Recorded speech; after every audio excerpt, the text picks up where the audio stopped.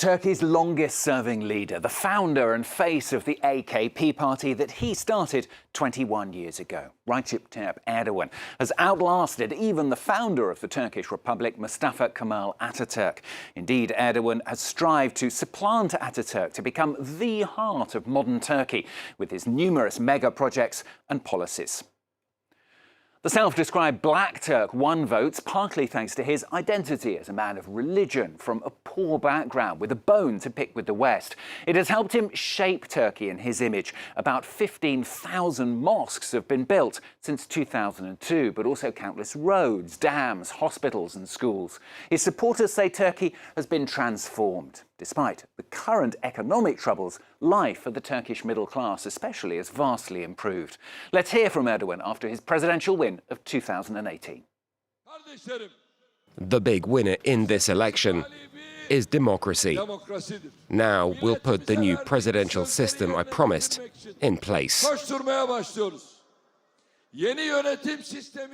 Erdogan's detractors, though, accuse him of stifling public opinion, of weakening the judiciary and the democratic process, as well as favouring religion over secular ideals. Those decisions inevitably directly affecting people in very different ways. Well, France 24 has been speaking with two men roughly the same age, living and working in the same area surrounding the capital, Istanbul. One has opened a business which is flourishing. Another has been hounded by the courts, spent time in jail and lost his job. Shona Bhattacharyya and Ludovic de Foucaud revisit Erdogan's AKP party for France 24.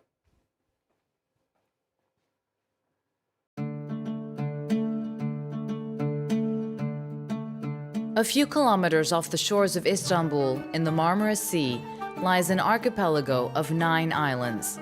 The Prince's Islands, where Byzantine emperors were sent into exile when they had fallen out of grace. Today, the islands are home mostly to holiday houses, a welcome getaway for Istanbul residents, just an hour's boat ride from the center of the city. As soon as they disembark at Büyükada, the main island, visitors come across the only offices of the presidential party of the archipelago. Though the islands are part of the jurisdiction of the city of Istanbul, the ruling AK party has never won an election here, even when Recep Tayyip Erdogan was mayor in the 1990s. Oh, hello. My mayor, how are you? I'm well. How are you? Erdogan was elected mayor 4 years ago with an opposition party. When the AKP came to power, their slogan was, "We will fight corruption, poverty, and restrictions." That was their red line. At the time, Turkey needed it. But that was 20 years ago. Today, Turkey is faced with more corruption, poverty, and restrictions than ever before, especially compared to the last 40, 50 years. They're everywhere. This 55-year-old former journalist was personally impacted by the ruling party's restrictions. In a May 29, 2015 article published in the famous Cumhuriyet newspaper, the former Ankara bureau chief detailed the types of ammunition included in secret Turkish weapons convoys headed for the Syrian front. Soon after, Erdogan was accused of publishing secret documents and making propaganda for a terrorist organization, among other things. Like dozens of other Turkish journalists, Erdogan was sent to jail. Everyone pays the price in Turkey. Personally, I spent 92 days in Silivri prison. I wouldn't say it's anything special. It's just the price we pay for fighting for democracy in Turkey. It always happened in the past. Today, it happens more often. Mehmet, too, saw his life change because of the AKP, but in the other direction. This cook and owner of a kebab eatery on a neighboring island, Burgazada, has become a strong supporter of his president. Believe me, in the morning, I pray for Erdogan during the morning prayer. I say, take my life and give it to him. I promise it's true. When I go to bed at night, I pray for him again. Since he opened his restaurant, Kardeşler Cafe or Brothers Cafe 15 years ago, Mehmet worked hard and has been able to harvest the fruit of his labor, a better standard of living.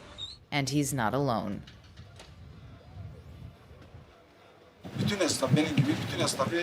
All entrepreneurs benefited from this stability, including me.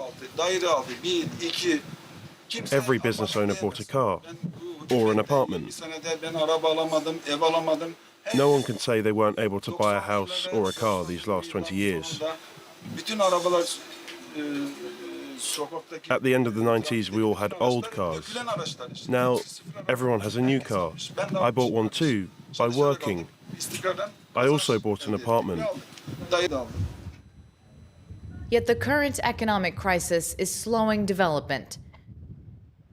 Turkey has the highest inflation rate among G20 countries, officially at 85%. Conditions are similar to those of the late 1990s that had helped the AKP come to power.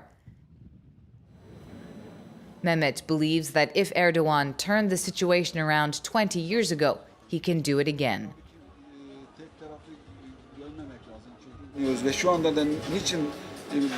Why don't we complain about inflation? Because in the past, we had a few glorious years. So today we have to bear it. We are happy to carry part of our president's burden.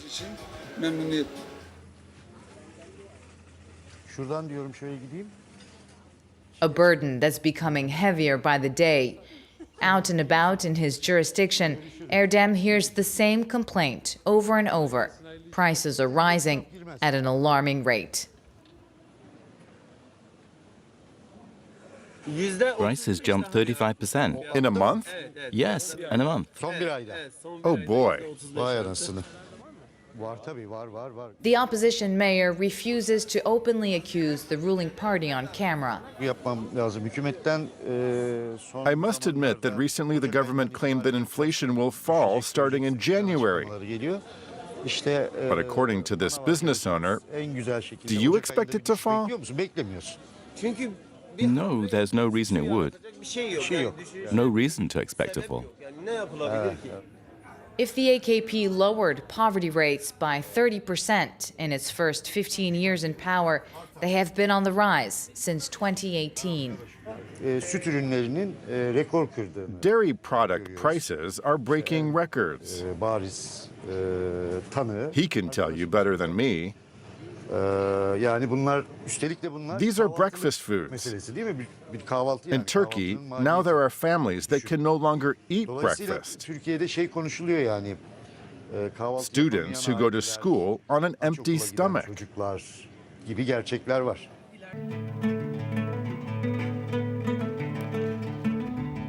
Meanwhile, Mehmet's day is already over. In winter, tourists are few and far between. He can be back home in time for dinner. The crossing to reach the Asian side of Istanbul takes 40 minutes. Once he reaches his car, he still has a half-hour drive. Erdogan has left his mark on every step along the way.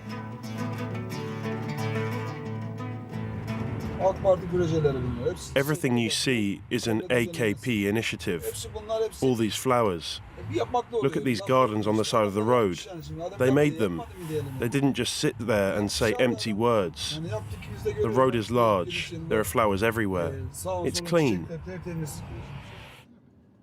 The opposition won the Greater Istanbul municipality in 2019, but here the neighborhood is still in the hands of the presidential party.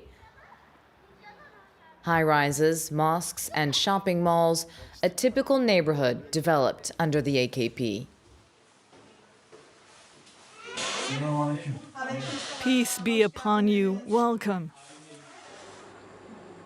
Mehmet may be a cook by day, but at home it's his wife Cevriye who prepares the meals. On the menu, traditional dishes from the Black Sea region. Like Erdogan, the family is originally from the small city of Rize.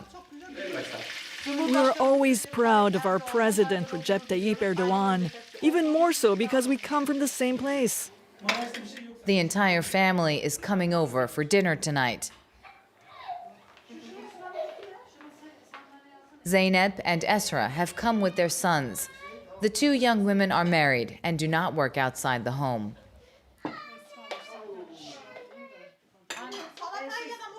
As is often the case, the discussion turns to politics. Of course we don't always agree. We talk about the party. Sometimes we fight with my father, and he kicks me out of the house. Among the more contentious subjects of debate is the number of foreigners fleeing war or poverty. Since the start of the war in Syria in 2011, more than 3.5 million refugees have arrived in the country. Of Istanbul's 16 million residents, close to 2 million are foreigners. I have a son. One day, he'll be an adult. I would like his classmates to be Turkish. But when we go to school, there are Afghans, Arabs, people from everywhere, Syrians. It's perfectly normal. Yeah, but there are too many now. They're everywhere. Don't be racist. It's true that there are a lot. I think they should be sent back once their country is back in order. As head of the household, Mehmet believes it's his role to educate his daughters on the AKP's refugee policy, in particular regarding Syrians.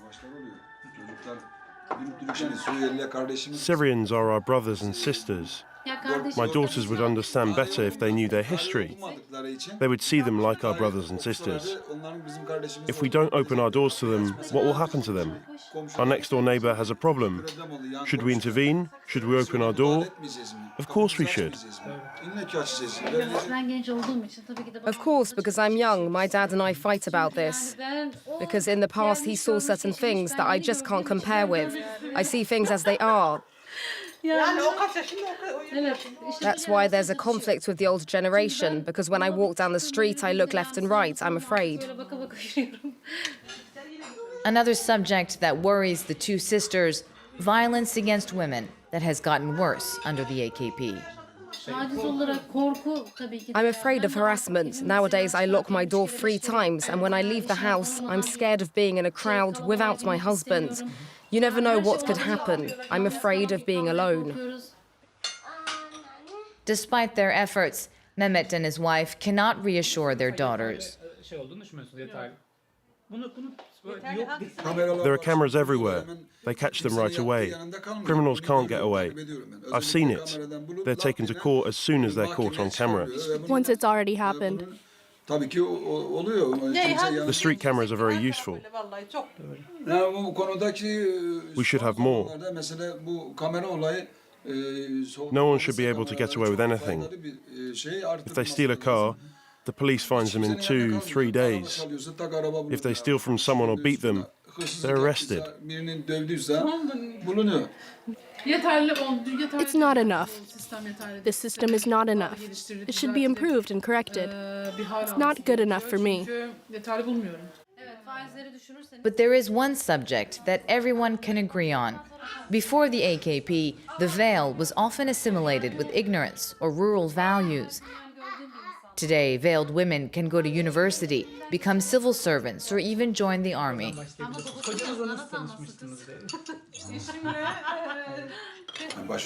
In the past, the veil was a problem, a big issue. If you wore a veil, you couldn't get in anywhere.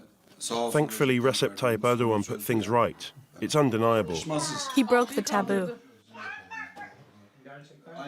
A recent poll shows that today, less than 1 out of 10 Turks believe the veil is a topic of debate. The family's youngest daughter, Beyza Nur, arrives near the end of the meal. After her studies, she wants to be a primary school teacher. The 17-year-old is the first in her family not to wear a veil.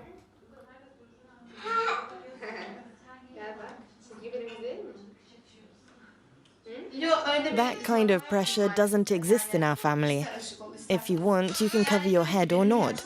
After a certain age, I'm also thinking of doing it, but I have no pressure from my family. I'm free to decide. Beyza Nur goes to an Imam Hatip high school. Once reserved for future imams, the AKP opened them to all students and has encouraged them to sign up. Like 6 million other young Turks who will be voting for the first time next June, the teenager has never known another person at the helm of her country.